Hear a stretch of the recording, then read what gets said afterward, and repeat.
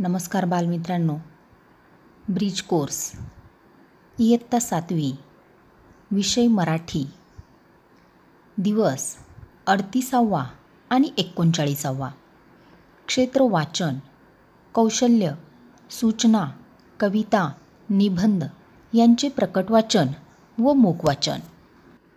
विद्यार्थी मित्रांनो, जाणून घेऊया या सदरामध्ये आपल्याला आपल्या आजूबाजूला जी सार्वजनिक ठिकाणे असतात, उदाहरणार्थ पहा, बगीचा, सिनेमागृह, बाजार, सार्वजनिक शौचालय, मैदाने, पर्यटन स्थळे, गड व किल्ले, विविध प्रदर्शने, अग्निशामक सेवा, बस स्टेशन आणि रेल्वे स्टेशन. ही सर्व ठिकाणे आपल्या परिचयाची आहेत. विद्यार्थी मित्रांनो, जेव्हा आपण बागेमध्ये जातो तेव्हा त्या ठिकाणी काही सूचना लिहिलेल्या असतात पहा. तर ही जी सर्वच सार्वजनिक ठिकाणे आहेत, या ठिकाणी काही ना काही सूचना लिहिलेल्या असतात. तर आज आपल्याला या सूचना लिहायच्या आहेत आणि त्यांचे प्रकट वाचन करायचे आहे. तर सुरुवातीला आपण बगीच्यामध्ये कोणत्या सूचना असतात ते पाहूयात. बागेमध्ये शांतता पाळा. बागेतील झाडांची पाने, फुले तोडू नका. बागेत कचरा करू नका. कचरा कुंडीत टाका. खेळण्याचे साहित्य, झोका, घसरगुंडी, सीसॉ इत्यादी जपून खेळा. पाणी वाया घालू नका. बागेची स्वच्छता राखा. या सूचना लिहिलेल्या असतात. यानंतर सिनेमागृहात कोणत्या सूचना असतात ते पाहूयात. शांतता पाळा. कचरा करू नका. सिनेमागृहातील साहित्याचे नुकसान करू नका. मौल्यवान वस्तू सांभाळा. चोरापासून सावध राहा. अशा वेगवेगळ्या सूचना असतात. यानंतर बाजार या ठिकाणी कोणत्या सूचना असतात पहा. गर्दी करू नका. स्वच्छता पाळा. स्वतःचे पैसे, मोबाईल सांभाळा. चोरापासून सावध राहा. लहान मुलांना सोबत आणू नका. प्लास्टिक पिशवी वापरू नका. कागदी किंवा कापडी पिशवी वापरा. यानंतर सार्वजनिक शौचालय या ठिकाणी कोणत्या सूचना असतात पहा. पाणी जपून वापरा. स्वच्छता पाळा. कुठेही थुंकू नका. शौचालयाबाहेर घाण करू नका. पाण्याचा नळ चालू ठेवू नका. यानंतर मैदानावर कोणत्या सूचना असतात पहा. मैदानाची स्वच्छता राखा. मैदानावर कचरा करू नका. मैदानातील दगडगोटे बाजूला टाका. खेळताना नियमांचे पालन करा. यानंतर पर्यटन स्थळांच्या ठिकाणी कोणत्या सूचना असतात पहा.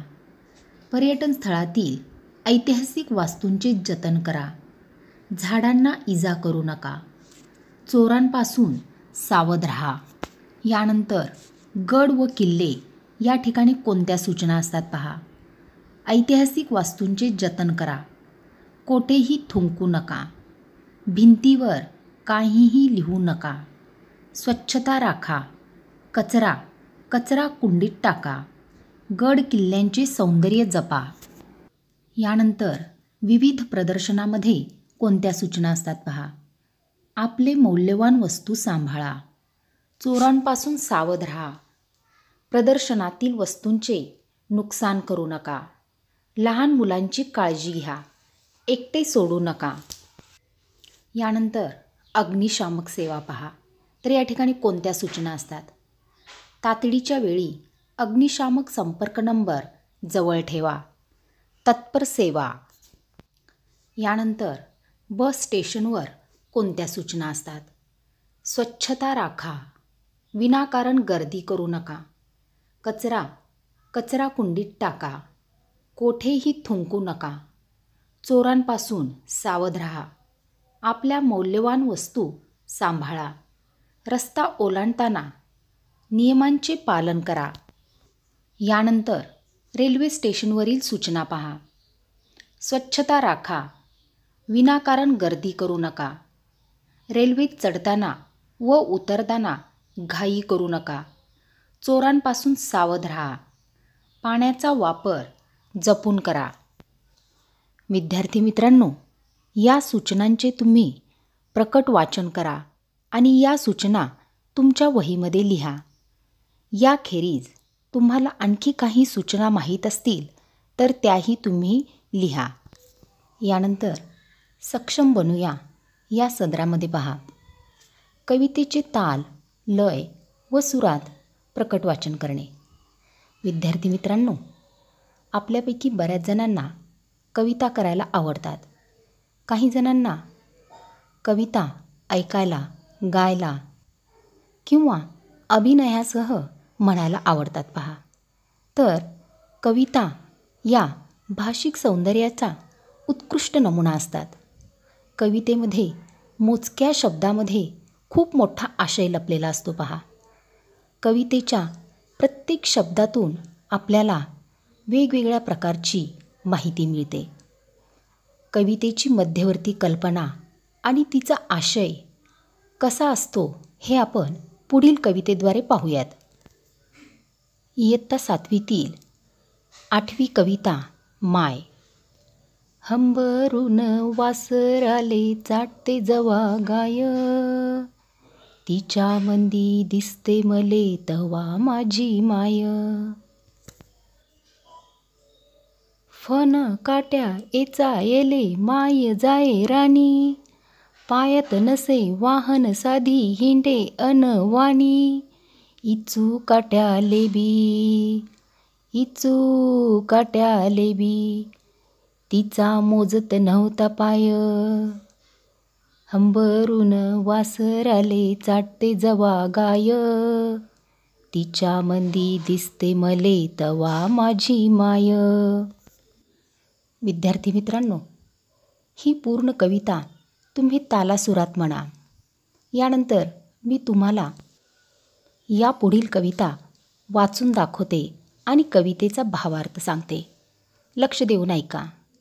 सुट्टीमंदी जेव्हा मी येतो होतो घरी, उसनं पासनं आणून खाऊ घाले नानापरी. करू नको घाई म्हणे पोटभर खाय, बाप महा रोज लावे मायेच्या मागं टुमणं. बस झालं शिक्षण याचं घेऊ दे हाती रुमणं. शिकून शाणी कुठं मोठा साहेब होणार हाय, माय म्हणे तुम्हाले माया गयाची हाय आन. भलतं सलतं सांगून त्याचे करू नका कान. भरून येतं डोळ्यात तिच्या तापी पूर्णा माय. बोलता बोलता एकदा तिच्या डोळ्यात आलं पाणी. म्हणे कव्हा दिसणं सांग मले राजा तुही राणी. या डोळ्यानं पाहीन रे मी दुधावरची साय. म्हणून वाटते मले तुही भरावं सुखानं ओटी. पुन्हा एकदा जन्म घ्यावा माय तुझ्या पोटी. अन ठेवावे माय घट्ट धरून तुहे पाय. विद्यार्थी मित्रांनो, किती सुंदर कविता आहे पहा. कवितेतून आईची थोरवी आपल्याला दिसून येते. मुलाच्या प्रगतीसाठी आईने घेतलेले कष्ट व आईविषयी मुलाच्या मनात असलेली कृतज्ञता याचे मनोवेधक वर्णन या कवितेत कवी स. ग. पाचपोळ यांनी केली आहे. खानदेशी बोलीतील ही कविता आहे. पहा कवितेमध्ये काय सांगितले आहे. आईची थोरवी सांगताना कवी म्हणतो, जेव्हा एखादी गाय हंबरून वासराला चाटताना दिसते तेव्हा त्या गायीच्या रूपात मला माझी आई दिसते. माझी आई जळणासाठी लागणारी लाकडे वेचायला रानात जायची.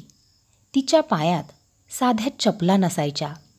अनवाणी पायाने ती रानभर हिंडायची. विंचू किंवा बोचरे काटे रुततील याची तिला पर्वा नसे. मी जेव्हा सुट्टीमध्ये घरी यायचो तेव्हा ती उसने पासने आणून मला वेगवेगळे पदार्थ जेवू घालायची.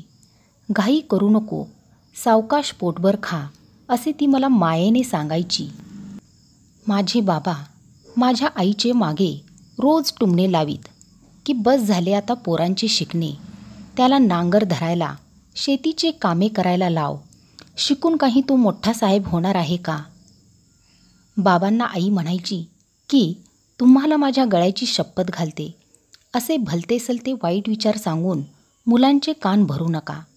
हे सांगताना आईच्या डोळ्यात जणू तापी पूर्णा नदीचे पाणी भरून यायचे. बोलता बोलता एकदा आईच्या डोळ्यात अश्रू दाटले. ती म्हणाली की माझ्या राजा, तुझी राणी कधी दिसेल मला, म्हणजेच माझी सून कधी आणशील. मी असेपर्यंत लग्न झाले तर माझ्या डोळ्यांनी मी दुधावरच्या सायेसारखे सुख पाहीन, तुझा संसार फुललेला पाहीन, नातवंडे खेळवीन. ही सर्व आईची माया आठवून मला असे वाटते की आई, तुझी ओटी सुखाने भरावी, तुझ्या पोटी पुन्हा एकदा जन्म घ्यावा आणि तुझे पाय घट्ट धरून ठेवावेत, तुझ्या चरणापाशी राहावे, तुझा आशीर्वाद कायम मला मिळावा. पाहिलंत विद्यार्थी मित्रांनो, आईची महती आपल्याला या शब्दातून दिसून येते. विद्यार्थी मित्रांनो, ही कविता तुम्ही तालासुरात म्हणा, तुमच्या वहीमध्ये लिहून घ्या. तसेच या कवितेचा आशय म्हणजेच अर्थसुद्धा तुमच्या वहीत लिहा. कवितेतील कठीण शब्दांचे अर्थ लिहून घ्या. विद्यार्थी मित्रांनो, या कवितेसारखेच आणखी इतर कवितांचा तुम्ही संग्रह करा. त्या कवितेंचा भावार्थ लक्षात घ्या. तसेच कवितेतील नवीन शब्द यांचाही संग्रह करा. यानंतर चला सराव करूया. यामध्ये आपल्याला स्वतः लिहिलेल्या निबंधाचे वाचन करायचे आहे. विद्यार्थी मित्रांनो, कोणत्याही विषयावर तुम्ही एखादा निबंध लिहा. निबंध लिहिताना निबंधाची प्रस्तावना, सुसंगत स्पष्टीकरण व समर्पक शेवट या गोष्टी महत्त्वाच्या असतात. निबंधात आलेले नवीन शब्द, म्हणी, वाक्प्रचार यांचे अर्थ लक्षात घ्या. त्याचप्रमाणे आवश्यक तेथे वापरलेली विरामचिन्हे व त्यांचा अर्थही लक्षात घ्या. यानंतर तुम्ही तुमच्या आवडीच्या विषयावर निबंध लेखन करा आणि त्याचे प्रकट वाचन करा. विद्यार्थी मित्रांनो, या ठिकाणी तुम्हाला निबंधाचे 2 नमुने दिलेले आहेत पहा. माझा मायदेश महाराष्ट्र आणि एक निसर्गरम्य संध्याकाळ हे दोन्ही निबंध लक्षपूर्वक वाचा. या निबंधातील सुरुवात, त्यानंतर मध्यवर्ती कल्पना पहा आणि समर्पक शेवटसुद्धा पहा. त्यानंतर निबंधामध्ये आलेले वाक्प्रचार, म्हणी तुमच्या वहीमध्ये लिहून घ्या. विद्यार्थी मित्रांनो, निबंध लेखनामध्ये प्रस्तावना, सुसंगत स्पष्टीकरण आणि समर्पक शेवट या गोष्टी महत्त्वाच्या असतात. या घटकानुसारच तुम्ही निबंध लेखनाचा सराव करा. तुमच्या परिसरामध्ये किराणा दुकान, सायकल दुकान, चप्पल दुकान किंवा कापड दुकान यांना भेट द्या आणि त्यांचे वर्णन लिहिण्याचा प्रयत्न करा.